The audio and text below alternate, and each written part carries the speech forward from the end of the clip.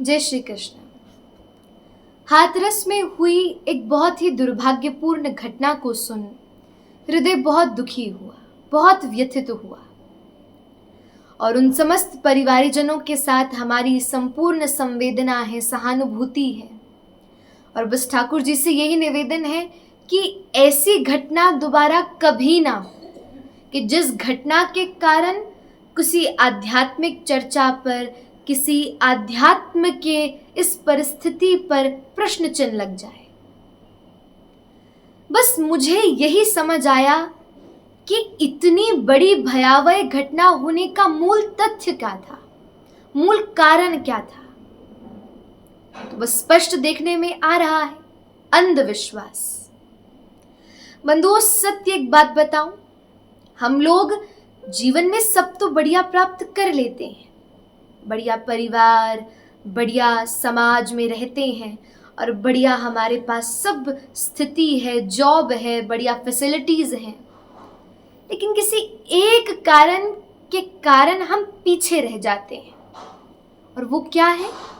अंधविश्वास है। विश्वास बढ़िया है, अंधविश्वास नहीं होना चाहिए।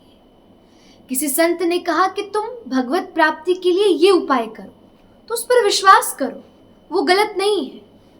लेकिन हाँ, यदि कोई कहे भाई तुम्हें ये रोग है, तुम्हारी नौकरी नहीं लग रही, तुम्हारा विवाह नहीं हो रहा, तो हम तुम्हें जंतुर देते हैं, तुम्हें कलावा बांधते हैं, तुम्हें राख देते हैं, तुम्हें ये टोना टोटका देते हैं, ये सब करो, यही अंधविश्वास का नाम है। और इसका दूसरा नाम है पाखंड।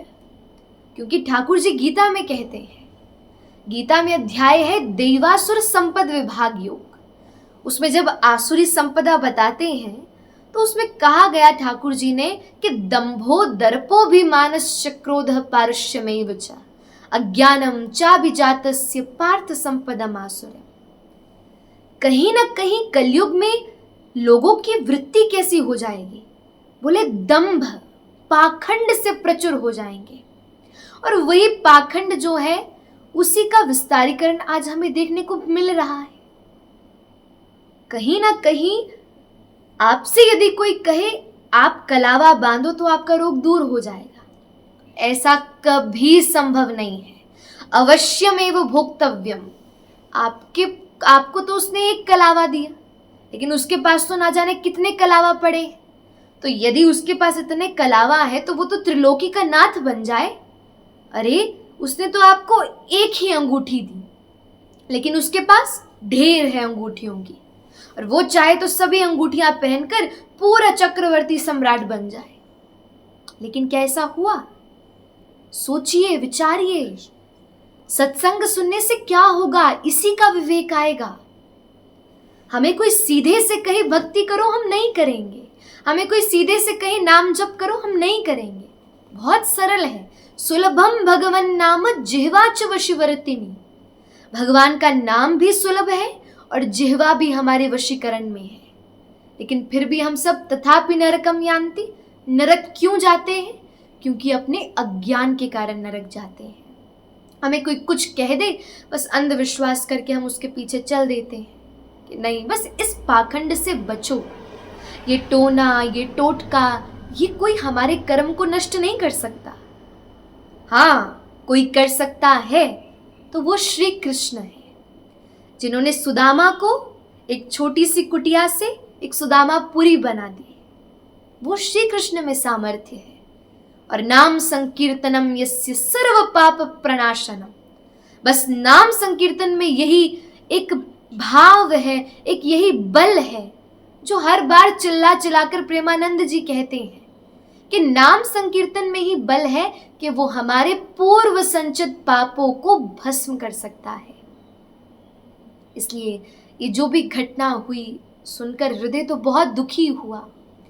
आशा यही है कि जितने भी लोग मरे हैं उन सबको ठाकुर जी अपना निज धाम प्रदान करें और पुनः ऐसी घटना कभी ना हो जिससे आध्यात्म पर, स्पिरिचुअलिटी पर कोई प्रश्न चिन्ह उठे।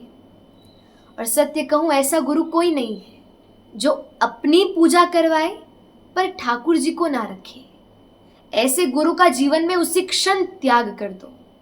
महाराज बलि ने किया था ना त्याग शुक्राचार्य जी का, जिन्होंने बस एक बार निवेदन किया कि ये नारायण है, इनको दान मत दो।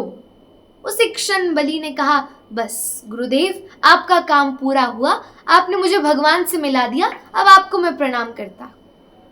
और उसी क्षण बलि ने शुक्राचार्य जी की आज्ञा का पालन नहीं किया, बल्कि ठाकुर जी से अपनी सारी संवेदना को प्रकट किया, अपने ठाकुर जी से लीला को संपन्न किया। वैसा ही जीवन में भाव रखो। गुरु वही जो हरि से मिलावे, गुरु वही जो संत सेवा करावे, गुरु वही जो वृंदा विपिन बसावे, और इन करनी बिनु गुरु ना कहावे। बस गुरु का यही भाव होना चाहिए। इसलिए आप सबसे पुनः एक निवेदन है कि इस अंधविश्वास में कभी मत फंसिए, क्योंकि अंधविश्वास हमारा सर्वनाश करने वाला होगा। किसी की हत्या करने से, कोई कलावा बांधने से, अब लोग अक्सर बलि करने को भी कहते हैं, तुम बलि करोगे तुम्हारी संतान हो जाएगी। नहीं, अरे किसी की हत्या करके कैसे आपको कोई प्राप्ति होगी? कर्म तो भोगना ही पड़ेगा, और निडर होकर इन कर्मों के सम्मुख खड़े रहो। क्यों? क्योंकि हमारे सम्मुख ठाकुर जी हैं, वो हमारे रक्षार्थ हेतु उपस्थित हैं। इसलिए अंधविश्वास से बचो और बस जीवन में भक्ति का आश्रय लो, भक्ति करो, खूब नाम जप करो, खूब भक्ति करो, और ठाकुर जी के उत्सवों को मनाओ, और इसी प्रकार कथाओं को सुनो, सत्संग करो, जितना हो सके सत्संग सुनो।